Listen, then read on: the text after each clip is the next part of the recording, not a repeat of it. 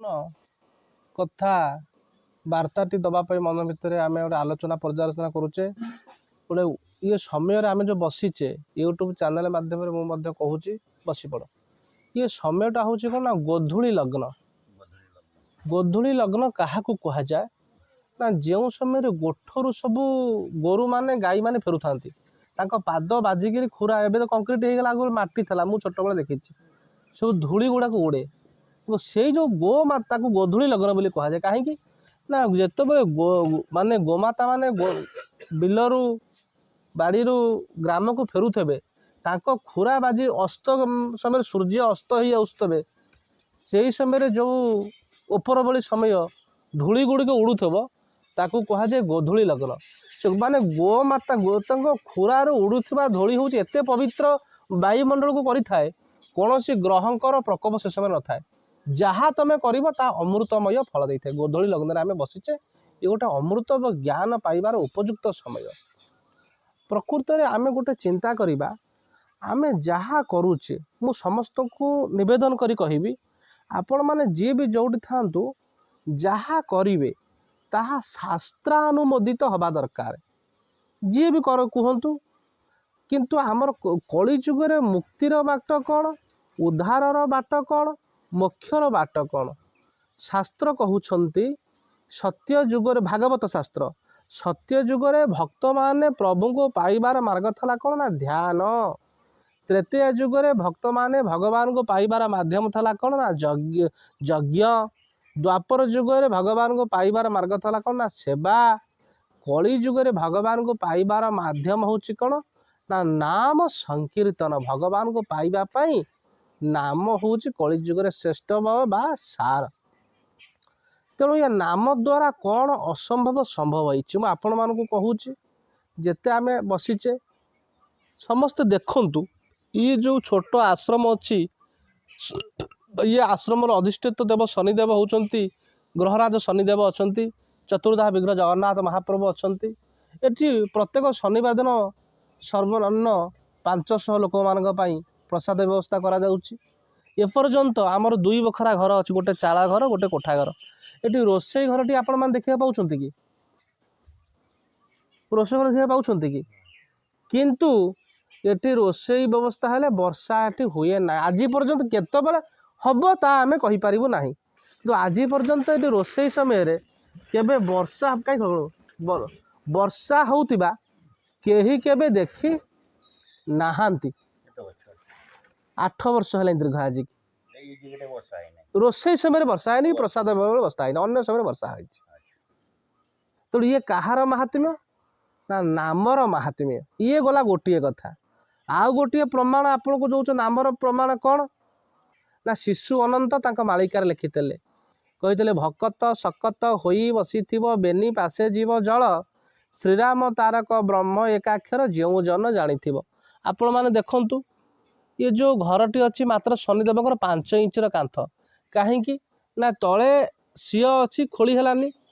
ଏଠି ନା ନ୍ୟୁଟ୍ରାଲ ଅଛି ନା ଡିପିସି ଅଛି, କିଛି ନାହିଁ। 5 ଇଞ୍ଚର କାନ୍ଥ ଭିତରେ କେତେ ବଡ଼ ଡାଳ ଯାଇଛି, ସେପଟେ କେତେ ବଡ଼ ଡାଳ ଯାଇଛି। ଯେତେ ଫନି ଠାରୁ ଯେତେ ଯେତେ ବାତ୍ୟା ହେଲାଣି, କିନ୍ତୁ ଏ କାନ୍ଥ ଭାଙ୍ଗୁ ନାହିଁ। ଇଏ ରକ୍ଷା ପାଇଛି କେମିତି? ଇଏ ହେଉଛି ନାମର ମାହାତ୍ମ୍ୟ। ଏବେ ଆଉ ଗୋଟିଏ କଥା ଆମେ କହିବୁ, ଆମର ଯେଉଁ ଚାଳ ଘରଟି ପଛପଟେ ଅଛି, ଯେଉଁଠି ଆମ ବାପା ଘର ରହୁଥିଲା, ଏବେ କୋଠା ଘର ହେଇଛି। କୋଠା ଘର ମଧ୍ୟ 20 ବର୍ଷ ଉପରେ ହେଲାଣି। ବାତ୍ୟା ପୂର୍ବରୁ 99 ମହାବାତ୍ୟାରେ, ଆଚ୍ଛା ଇଏ ସବୁ ଯେଉଁ ଘରମାନେ ଆପଣମାନେ ଦେଖୁଛନ୍ତି, ଇଏ ସବୁ କେହି ଏଠିକି ଆସିନଥିଲେ, ସବୁ 99 ବାତ୍ୟା ପରେ ସବୁ ଉଠି ଆସିଛନ୍ତି। ବାତ୍ୟା ପୂର୍ବରୁ ଏଠି କେବଳ ଆମରି ଘର ଥିଲା, କିନ୍ତୁ ସିଏ କାନ୍ଥ ପଡ଼ି ନଥିଲା, ଭାଙ୍ଗି ନଥିଲା।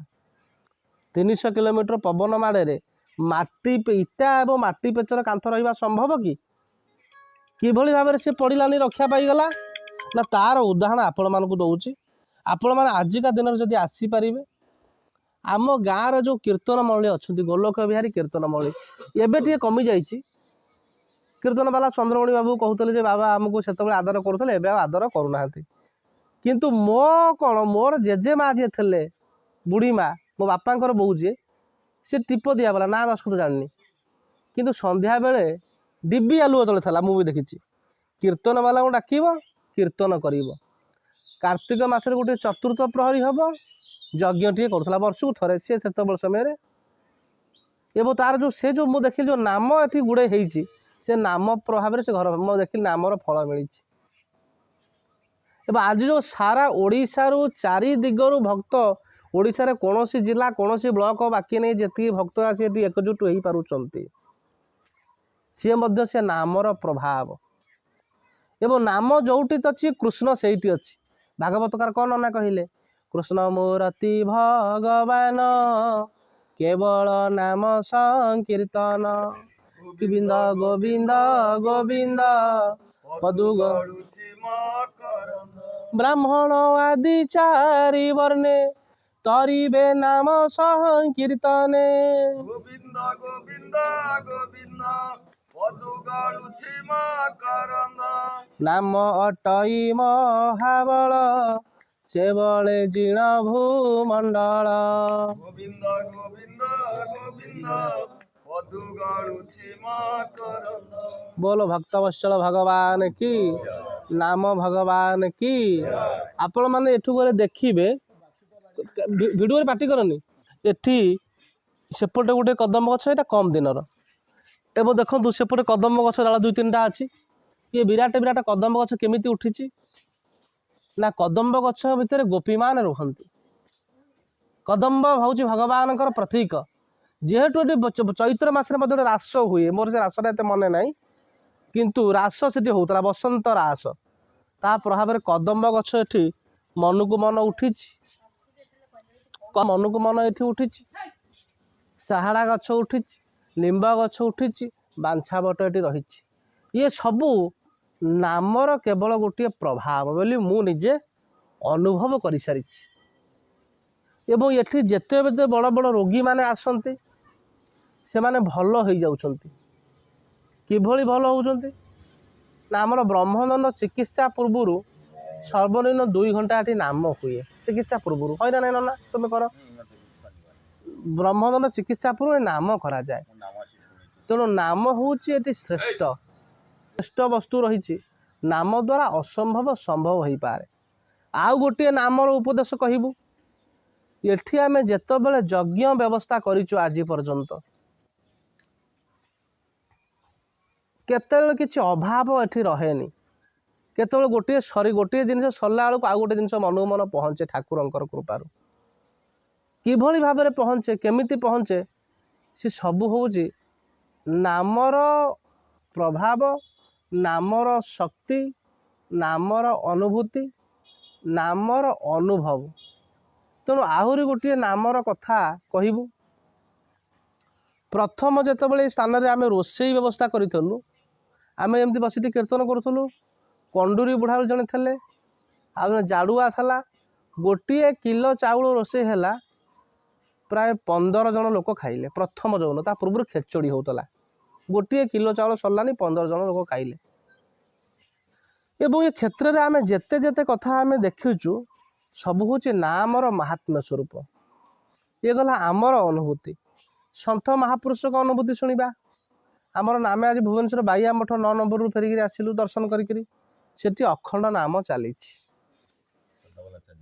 एवं नामाचार्य बाइया कौन लिखिले ना नाम अटई महाबल से बले जीर्ण भूमंडल गोविंद गोविंद गोविंद पदु गड़ुछि मकरंद बोल नाम भगवान की आउ गोटे नामर बड़ उदाहरण दउचु आमर शनिवार जो अभि बोली जो रोषे करुछि तार ये जो इच्छापुर बजार तुम आस गोपालपुर पूर्व से बजार तार गोटे मिठा दुकान अच्छी से बाप दुई पुओ 2 भाई 4 जन 5 जन लोक से दुकान परिवार बाहर लोक नहीं काम करती मिठा दुकान गोटे अच्छी किंतु से कहवा कथा नुह से लोक जो शनिवार दिन रोषे कर गोटे आसला पूर्व तार सब बिक्री हो सर जाए कहीं शुक्रवार तो सरेनि गुरुवार सरेनि बुधवार सरेनि मंगलवार सरेनि सोमवार माने शनिवार से रोषे कर आइला बेलू से चिंता कर काले मठू गले बापा भाई किए अशांति हे मन में भावे किंतु से दिन अधिका बेपार मन मन हो जाए एवं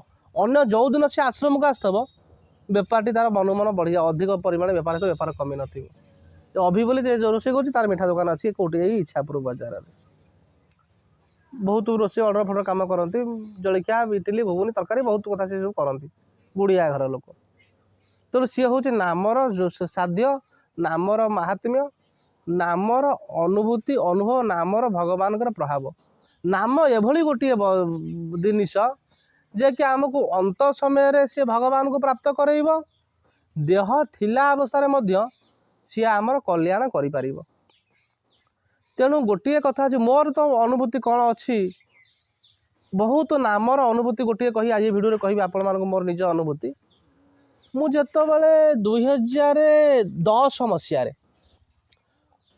मो मामू